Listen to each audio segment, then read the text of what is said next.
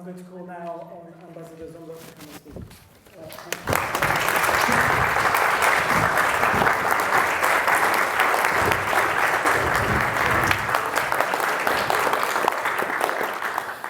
Thank you very much. What an honor, really, to be here among friends and colleagues and scholars, professors, students. And I really should start by thanking the organizers for today, BRECAB, the British Committee for the Universities of Palestine, thanking UCL, UCU branch for inviting us and arranging today's very timely discussion. Indeed, my friends, these are dark days, very dark. What we are seeing in Palestine is a clear and deliberate act and intent of genocide and ethnic cleansing. Many politicians I have encountered in the last 110 days or so since the 7th of October have been saying that Israel had no plans. It's obvious that there is no military plan, there is no political plan. Israel did have and does have a plan, and it has executed its plan almost to its fullest, which is the complete destruction of Gaza, turning Gaza unlivable, lifeless, and they have done so systematically, and their intention has been abundantly declared and confirmed. And not only in Gaza, but also in the West Bank. You may have been following the killing of hundreds of Palestinians and the rounding of thousands of Palestinians without trial or charge. More than 6,000 since the 7th of October, only in the West Bank. In Gaza, however, the intent of genocide is very clear. The project of ethnic cleansing is very clear and ongoing for 75 years. It has not stopped for a day. Sometimes it's slower, creeping, and sometimes, like the last 3.5 months, it is just done in a wholesale, industrial scale matter. And they are going about it sector by sector. There is genocide, there is politicide, i.e. making sure that the Palestinians are leaderless, and there is sociocide, which is depriving the society of its academics, elites, and now there is a new term we are following. But sector by sector, the new term is idiocide. Sector by sector, Israel has decimated Gaza's health sector, decimated, leaving just 14 partially functioning hospitals out of the 36. Not one hospital is fully operational, not one in the whole Gaza. More than 300 healthcare workers have been killed, 300. Doctors, nurses, medics, along with more than 165 UN aid workers. This is the deadliest conflict for aid workers in any conflict in this whole century.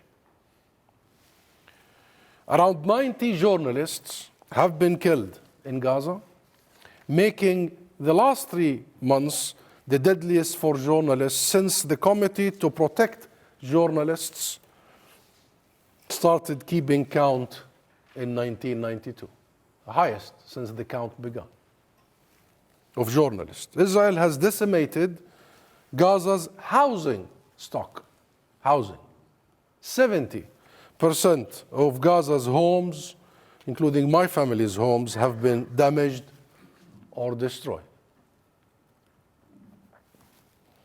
UN facilities, by definition civilian, have been targeted, and the number of UN staff killed makes this the deadliest conflict for the UN itself since it was created in 1945. People are saying that Israel is violating international law and the UN rules. Israel is bombing the UN. Israel has targeted Gaza's religious, cultural sites, historic sites. It's the appropriation of our culture, of our history.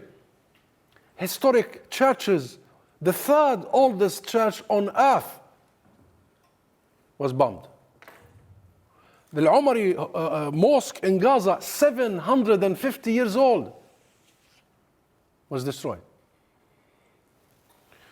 And of course, Israel has engaged in, as I mentioned earlier, edicide, bombing over 370 schools.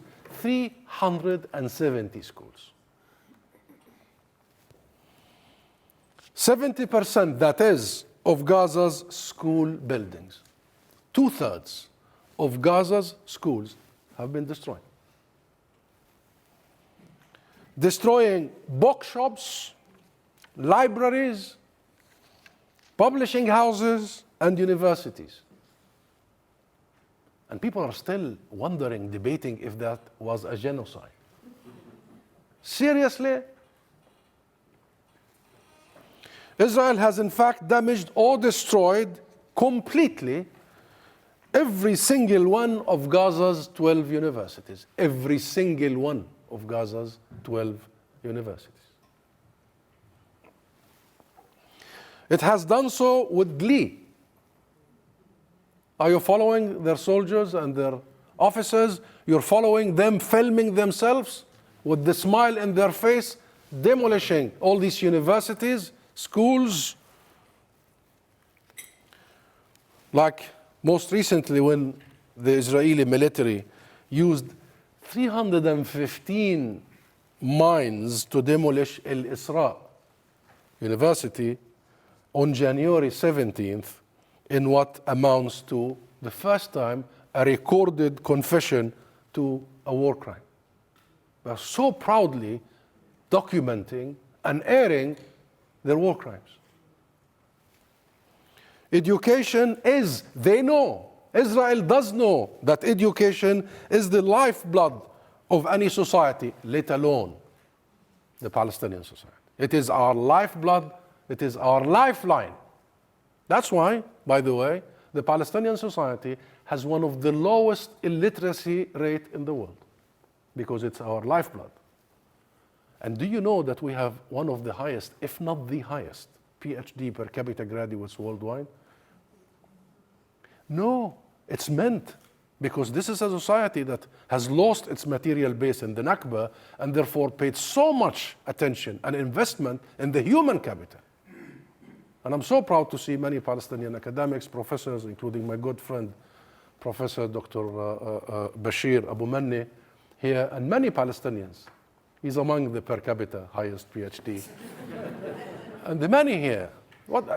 We have been able to withstand and survive and maintain, and what Ben said, sumud, primarily because we clinged into education.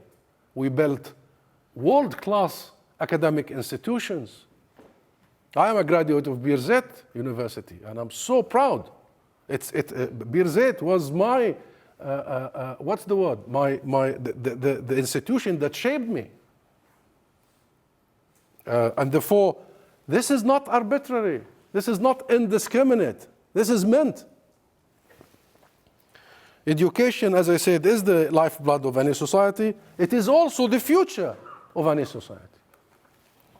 You can find no clearer expression of Israel's genocidal intent than the targeting, thus, of the education sector and thereby our future. They are targeting our future. No, none of this should be particularly controversial to say or state. It's not controversial. They've done it. After all, the evidence is before our eyes and is in fact promoted by Israeli government, top officials, military, apparently satisfied that it will not be held accountable. No one will be held accountable simply because Israel, since its inception, has never been held accountable. So why not? They can. And they will film themselves and they will share it with you on TikTok. And they simply can. no consequences, for 75 years. However, in the United Kingdom and in the US in particular, both countries, there seems to have been a concerted effort by politicians and interest groups to censor and shut down serious discussions in academia as well as mainstream media, not just in academia. And I stand to attest of how also the media has been playing its part of stifling the debate, defaming the debate and the Palestinian people, blocking the truth from reaching the audience. At best, what is happening, it is subconscious racism. Racism. Anti-Palestinianism. I want to repeat that term. Anti-Palestinianism. The idea that our lives simply do not matter as much as others. The notable example is being Ukraine. I mean, just I go into the BBC studios or CNN or all these mainstream Western media, the Israeli ambassador or the Israeli representative will just be a few minutes before me. They are never asked, do you condemn what your government has been doing for 75 years? Do you condemn the genocide, the ethnic cleansing, the wholesale destruction of homes, the rounding of children and the torture of children? Yet I get asked that question. You know why? Do you know why? Because of anti-Palestinian. They don't consider our lives to matter the same. It's as simple, as disgusting as that. And therefore, it is that. But at worst, it is deliberate complicity. So at best, it's racism. But at worst, it is deliberate complicity because it cannot be ignorance. I mean, in today's world, nobody can claim ignorance. Excuse me. While mainstream media has generally done a shameful job of covering Israel's genocide in Gaza, there is enough coverage for people to understand the facts correctly. Despite censoring attempts, social media, of course, has also played a crucial role in bringing the truth out. Bringing the truth out. So, my friends, on the backdrop, new and more innovative ways of stifling debates have been pursued. And the UK has been following the US example, unfortunately, for stifling the debate, censorship. Over the past years, 27 states, I'll talk about the US first because I was the ambassador to the US, and in fact the last ambassador, not the former, because Trump shuttered down our mission and no alternative ambassador was sent. Anyway, I'm enjoying the UK and I have Trump to thank. So 27 states in the US have adopted legislations that would penalize companies, organizations, or individuals who engage in or call for any act against illegalities that Israel commits. Any boycott of Israel. In 17 of these states, the legislation explicitly targets even those who would boycott illegal settlements in occupied territory. Illegal settlement, which has international consensus, and it's illegal not only according to international law, but US law and UK law. Here in the UK, we have the so-called anti-boycott law making its way through Parliament, and we've just heard about that law. This law explicitly bans local authorities from exercising any moral judgment, ethical judgment over investments or purchases from Israel, and fails to distinguish between Israel and Israel's expansion.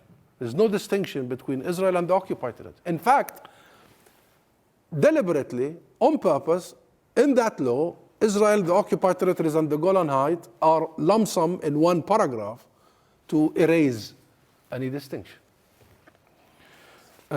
This is beyond stifling debate. This is a clear abuse of law. This is legislating in the law of the UK a bill that would effectively shield illegalities, and war crimes clearly defined in international law.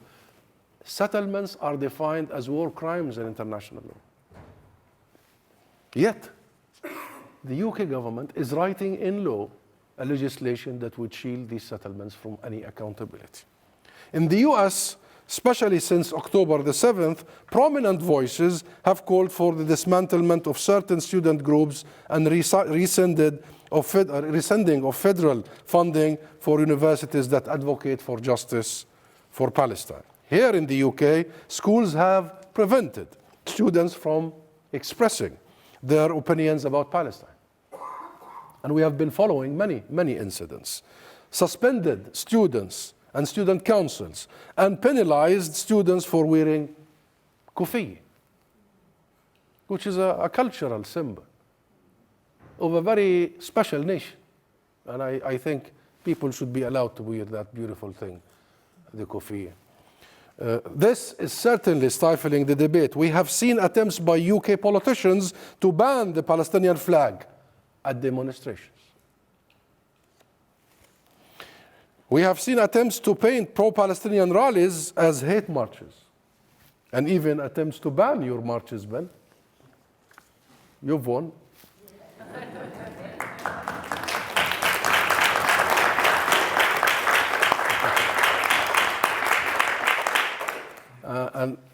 And I must say that millions of people won with you all over the UK and worldwide. We have seen suggestions that pro-Palestine demonstrations should pay for the policing of demonstrations because these are very large demonstrations. Large they are, I must say. Large they are. All of these are attempts to simply stifle the debate. Silence. And when college professors are being suspended and pressured to resign, like in the US, and you have followed. I spent a few years at Harvard. What is happening in the US must be followed. Only because people are not allowed, even at the level of heads of universities, most respected worldwide, to express their own opinion. Unbelievable. Like many other incidents in the UK, professors, researchers, and the intent is not just to target those who are pushed to resign, who are been suspended, but to make other professors, other academics worried, fearful, self-censored. It's a psychological war. This is the very definition of stifling debate, and it needs to be challenged in no uncertain terms, and that's why I am here with you today. Academic freedom, freedom of expression, and the right to dissent and protest are the very cornerstones, the foundations of democratic societies. You know, that wonderful, inspiring priest of ours, pastor of ours, Munzir Ishaq, also said to the West, you know, if you stay silent, don't you dare come and preach us about human rights and about democracies and democratic values.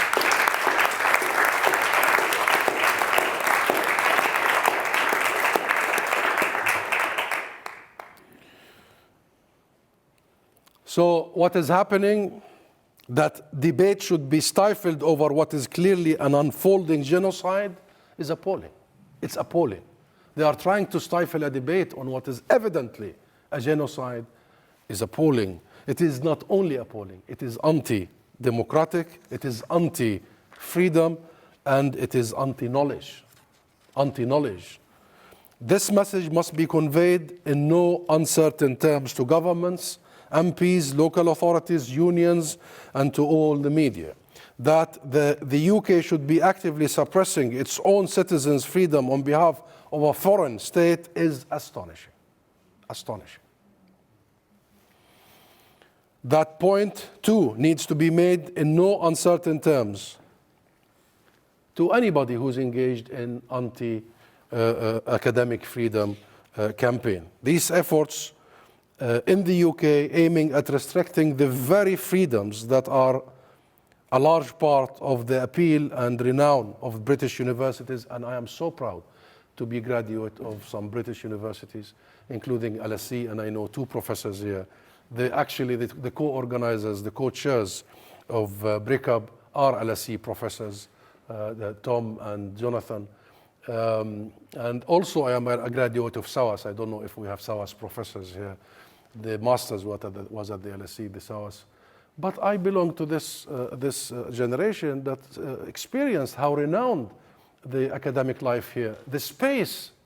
So nobody should be allowed to affect, undermine that space, that inclusive, protective space, protective of thinking and of expression. And I would like to round up here by saying this.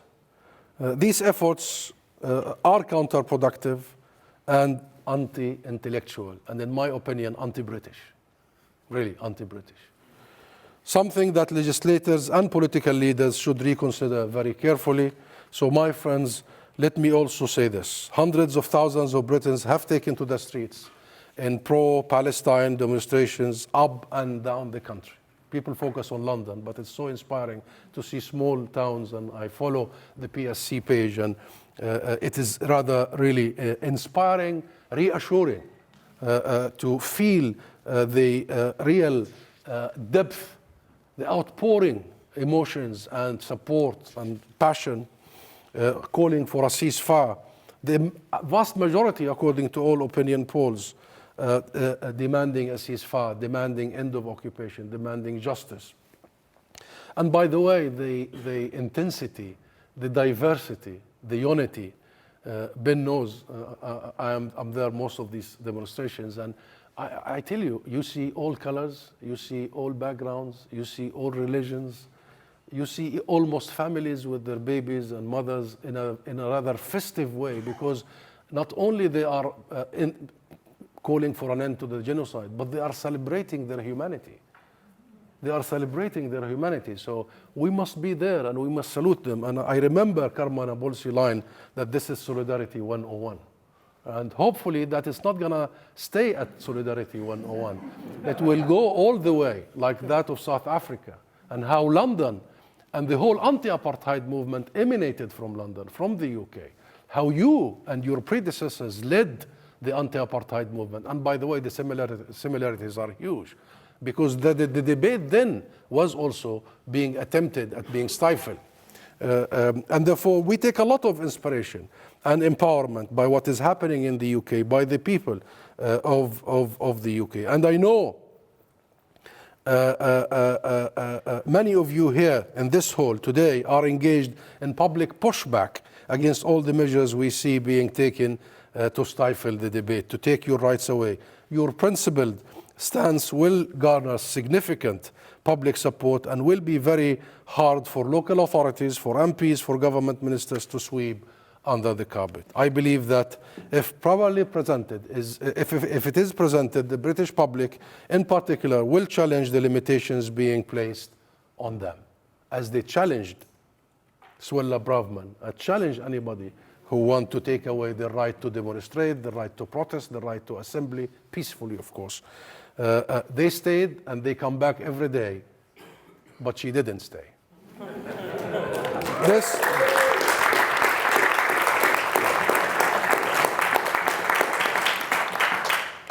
You're going to get me in trouble, Ben.